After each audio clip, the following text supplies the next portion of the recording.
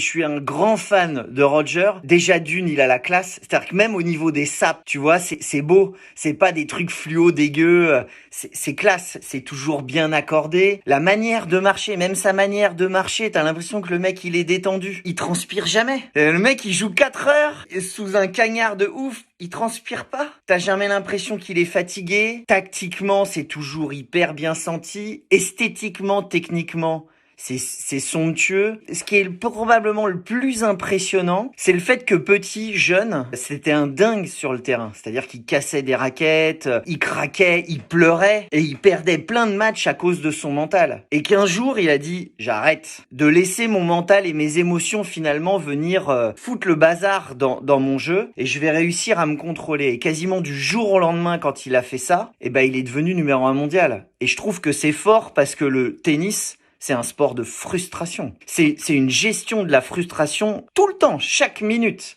Quand tu gagnes des points, mais t'en perds autant que t'en gagnes finalement des points au tennis. Et donc ça, je trouve ça fort. Et puis la durée aussi. Enfin, tu vois, mec, il a duré 20 ans quasiment au plus haut niveau. Il est redevenu numéro 1 mondial à l'âge de 36 ans. Il raccroche sa raquette à 40. Tu te dis, c'est fort, quoi.